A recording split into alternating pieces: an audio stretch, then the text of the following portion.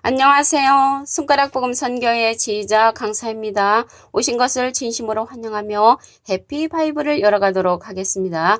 오늘 증거드린 말씀의 제목은요. 358강 물이 써서 마시지 못함이라는 제목으로 하나님의 말씀을 나누어보는 시간을 갖도록 하겠습니다. 출애굽기 15장 23절을 보시면 마라에 이르렀더니 그곳 물이 써서 마시지 못하겠으므로 그 이름을 마라라 하였더라 라고 기록되어 있습니다. 물이 써서 마시지 못했다는 것이죠. 근데 물이 써서 마시지 못한 그 출애굽기에 기록된 내용이 이 시대에 뭐 중요하겠습니까? 그러나 그 하나님의 말씀 속에 이 시대에 다시 부활되는 그러한 하나님의 숨은 뜻이 있습니다. 이러한 물이 써서 마시지 못하는 사건이 계시록에 가서 다시 일어난다는 것입니다. 계시록 8장 11절을 보도록 하겠습니다. 이 별 이름은 쑥이라 물들의 3분의 1이 쑥이 되매 그 물들이 쓰게 됨을 인하여 많은 사람이 죽더라. 그래서 물이 쓴 걸로 인해 가지고 많은 사람이 죽는 사건이 계시록에 가서 다시 일어나기 때문에 우리는 하나님의 숨은 뜻이 무엇인가 아는 것이 더 중요한 것인 줄로 믿습니다.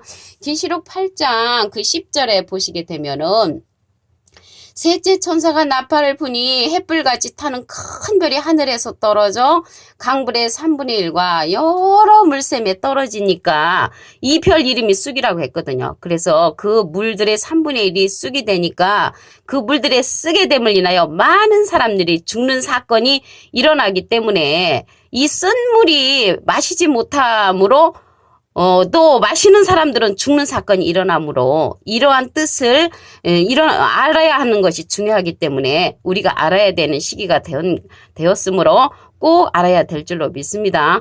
여기서 보니까 물이 나왔잖아요. 물은요, 그때 당시는 써서 못 먹는 그 실질적인 물이지만 예수님이 요한복음 4장 14절에 보시게 되면은 내가 주는 물을 먹는 자는 영원히 목마르지 아니하리니 나의 주는 물은 그 속에서 영생하도록 솟아나는 샘물이 되리라. 그래서 예수님이 이 세상에 오셔서 우리에게 생명의 말씀을 주셨잖아요. 바가지로 물 퍼준 것이 아니고 그래서 생명의 말씀을 가리켜서 물로 이제 예수님이 상징되었다면 이 쑥물은요 비진리의 말씀입니다. 비진리의 말씀을 먹고 사람들이 많이 죽는 사건이 계시록 8장 10절부터 12절에 보면은 일어난다는 것을 말씀을 통하여 알 수가 있습니다.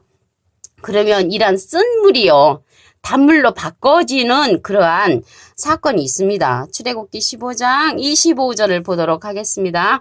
모세가 여호와께 부르짖었더니 여호와께서 그에게 한 나뭇가지를 지시하시니 그가 물에 던짐에 물이 달아졌더라. 그래서 쓴 물이 달아지는 역사지요. 그러니까 여기에서 쓴 물은 비진리를 상징을 하는 것이고요. 단물은 진리의 말씀이죠. 우리가 진리의 말씀을 이제 경험을 해야 되는데 여호와께 부르짖었더니 여호와께서 한 나무를 지시하셨다고 했습니다. 한 나무를 지시하셔서 그가 물에 던짐에 물이 달아졌다고 했거든요. 그래서 물이 달아졌다는 것은 진리의 말씀으로 변하게 하는 한 나무가 있다는 것이죠.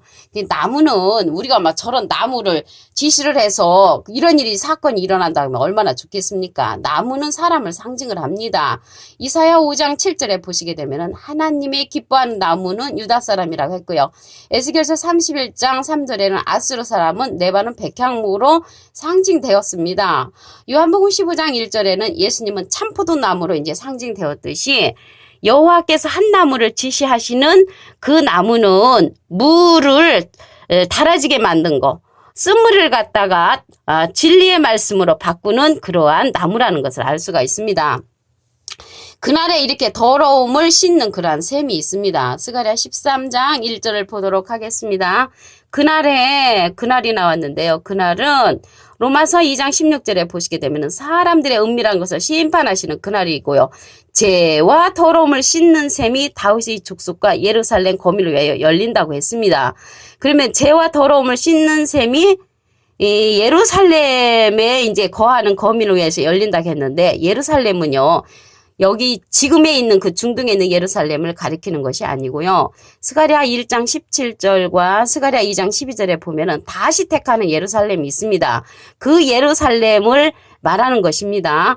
근데 여기 죄와 더러움을 씻는 셈도 사람을 상징을 합니다. 이 죄와 더러움을 씻는 셈이 여호와께서 한 나무를 지시하시는 그 자라는 것을 알 수가 있습니다. 이 샘도 사람이죠. 예수님도 샘이 되셨잖아요. 영생하도록 솟아나는 샘. 요한복음 4장 14절을 보도록 하겠습니다. 내가 주는 물을 먹는 자는 영원히 목마르지 아니하리니 나의 주는 물은 그 속에서 영생하도록 솟아나는 샘물이 되리라. 그래서 예수님은 영생하도록 솟아나는 샘물이 되셨죠. 그런데 예수님이 영생하도록 솟아나는 샘물이 되셨으면 예수님이 우리에게 증거를 해 주셔야 되는데 지금은 영으로 계시잖아요. 고린도후서 3장 17절에 보시게 되면은 주는 영이시니 그렇거든요. 그래서 주님이 영으로 계시고요. 하나님도 영으로 계시잖아요. 요한복음 4장 24절에 보시게 되면 하나님은 영이시니 예배하는 자가 신령과 진정으로 예배할지니라. 그 영으로 계시기 때문에 예수님께서 영생하도록 솟아나는 샘물의 말씀을 증거할 수 있는 자를 예수님이 우리에게 보내주십니다. 그 자가 누군가 보도록 하겠습니다. 마태복음 11장 27절을 보시면 내 아버지께서 모든 것을 내게 주셨으니 아버지 외에는 아들을 아는 자가 없고 아들은 예수님이시죠. 또 아들의 소원대로 계시받는 자 외에는 아들을 아는 자가 없느니라. 그래서 예수님의 소원대로 계시받는 자를 우리에게 보내주셔가지고 영생하도록 솟아나는 샘물을 우리에게 주시는 것입니다. 영생하도록 솟아나는 샘물이 단물이지요. 그래서 지금까지 우리가 들었던 그런 말씀은 쓴물인데 이 쓴물을 갖다가 단물로 만들어주는 자가 아들의 소원대로 계시받는 자, 영생하도록 솟아나는 샘물, 예수님의 말씀을 증거하는 그러한 자입니다. 이 자가 진리의 성령이라고 했거든요. 요한복음 15장 26절을 보도록 하겠습니다. 내가 아버지께서 너에게 보낼 보혜사, 내가는 예수님이 아버지께 하나님께 부탁을 해서 우리에게 보내는 보혜사가 있단 말이죠. 곧 아버지께로서 나오시는 진리의 성령이 오실 때에 그가 나를 증거하실 것이요. 그래서 예수님을 증거하는 성령은 진리의 성령이라고 했습니다. 참고로 예수님은 비둘기 같은 성령을 받으셨죠. 마태복음 3장 16절에. 그래서 진리의 성령은 예수님이 보내는 보혜사입니다. 여기서 보혜사가 나왔는데요. 보혜사는 요한일서 2장 1절에 보시면 대언자로 나옵니다.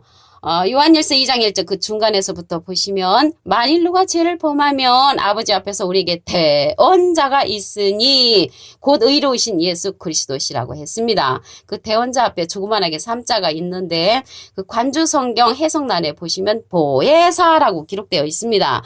그래서 그 보혜사라는 뜻은요, 대언자라는 뜻을 갖고 있고요. 예수님은 이제 하나님의 보혜사로서 하나님의 대언자인 예수님이시고요. 예수님의 대언자는 또 다른 보혜사로서 진리의 성령인 것입니다. 진리의 성령은 또 다른 보혜사인데 이러한 진리의 성령은요.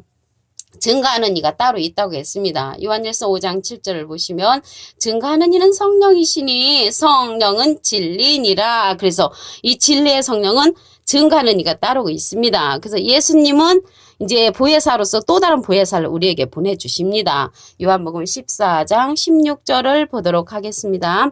내가 아버지께 구하겠으니 내가는 예수님이 하나님께 부탁을 해서 그가 예수님이 또 다른 보혜사를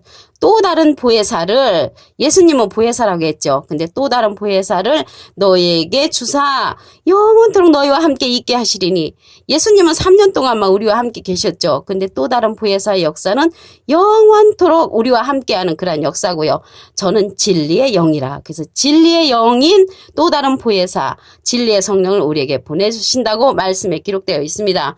계시록 19장 10절에도 보시게 되면은 그 밑에 부분에 예수의 증거는 대언의 영이라. 그래서 예수님의 증거는 대시 증거하는 그러한 영이라는 것을 알 수가 있습니다. 근데 이 진리의 성령은요, 신기하게도 가르치는 그러한 성령이라고 했습니다. 요한복음 14장 26절에 보시면 보혜사 곧 아버지께서 내 이름으로 보내실 성령 그가 너에게 모든 것을 가르치시고 내가 너에게 말한 모든 것을 생각나게 하시리라. 그래서 진리의 성령은 모든 것을 가르치는 성령이라고 요한복음 14장 26절에 기록되어 있습니다. 요한복음 16장 13절을 보도록 하겠습니다. 진리의 성령이 오시면 그가 너희를 모든 진리 가운데로 인도하시리니 그가 자유로 말하지 않고 오직 듣는 것을 말하시며 장래일을 너희에게 알리시리라. 그래서 모든 진리 가운데로 인도하는 성령은 진리의 성령으로서 예수님이 우리에게 보내면서 예수님으로부터 듣는 것을 말하고 장래를 우리에게 알려주는 성령이라고 했습니다.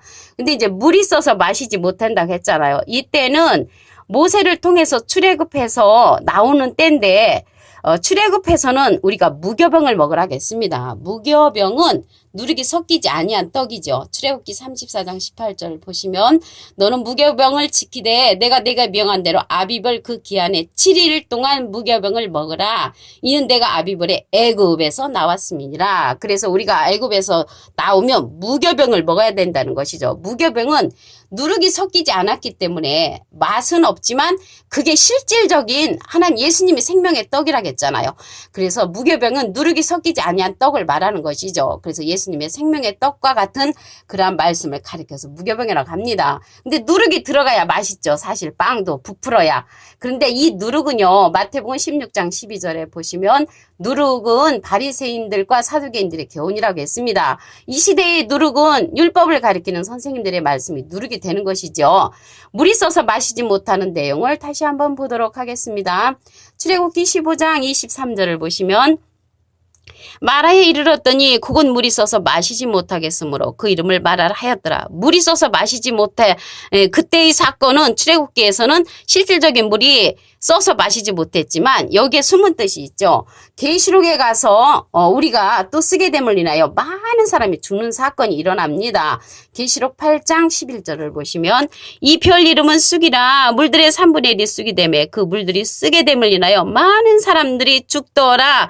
그래서 많은 사람을 죽게 하는 것이 쑥물이란 말이에요. 쓴물. 쓴물이 이제 비진리를 상징을 하지요. 이렇게 비진리를 상징하기 때문에 우리가 무교병, 진리의 말씀을 먹어야만이 우리가 영원히 죽지 않는 그러한 바늘에 설 수가 있다는 것을 알 수가 있습니다.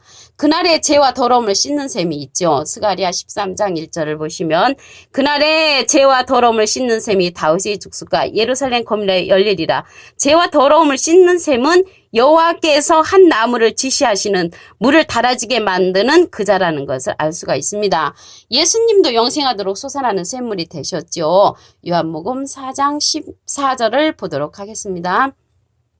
내가 주는 물을 먹는 자는 영원히 목마르지 아니하리니 나의 주는 물은 그 속에서 영생하도록 솟아나는 샘물이 되리라. 예수님도 영생하시는 솟아나는 샘물이 되셨는데 지금은 영으로 계시기 때문에 예수님이 보내시는 자가 있습니다. 그 보내시는 자를 보도록 하겠습니다. 마태복음 11장 27절을 보시면 내 아버지께서 모든 것을 내게 주셨으니 아버지 외에는 아들을 아는 자가 없고 아들과 또 아들의 소원대로 계시 받는 자, 예수님의 소원대로 계시 받는 자를 우리에게 보내주심으로 죄와 더러움을 씻는 여호와께서 물이 달아지게 만들어주는 그자가 되는 것인 줄로 믿습니다. 진리의 성령이라고 말씀을 하셨습니다. 요한복음 15장 26절을 보시면 내가 아버지께로서 너에게 보낼 보혜사 곧 아버지께로서 나오시는 진리의 성령이 오실 때에 그가 나를 증거하실 것이요. 그래서 예수님을 증거하는 성령이 진리의 성령이라고 기록되어 있습니다. 이 진리의 성령은 또 다른 보혜사시죠. 예수님은 보혜사시고 예수님이 보내시는 또 다른 보혜사가 진리의 성령이라고 했습니다. 요한복음 14장 16절을 보도록 하겠습니다. 내가 아버지께 구하겠으니 그가 또 다른 보혜사를 너에게 주사 영원토록 너희와 함께 있게 하시리. 저는 진리의 영이라. 그래서 진리의 영은 대언의 영이라고 했죠. 계시록 19장 10절에 보시면 그 밑에 부분에 예수의 증거는 대언의 영이라 했고요. 요한일서 5장 7절에는 증거하는 이는 성령이시니 성령은 진리니라. 그래서 진리의 성령은 증거하는 성령이라는 것입니다. 요한복음 16장 13절을 보도록 하겠습니다. 진리의 성령이 오시면 그가 너희를 모든 진리 가운데로 인도하시리니 그가 자유로 말하지 않고 오직 듣는 것을 말하시며 장래일을 너희에게 알려주신다고 했습니다. 이 장래일을 알려주시는 이 자가 쓴물을 단물로 바꾸는 자이며 예수님이 보내시는 진리의 성령의 말씀이고요. 예수님의 소원대로 계시 받는 자의 말씀이 되는 것입니다. 오늘 385강 물이 써서 마시지 못함이라는 제목으로 하나님의 말씀을 상고해보는 시간을 가졌습니다. 감사합니다.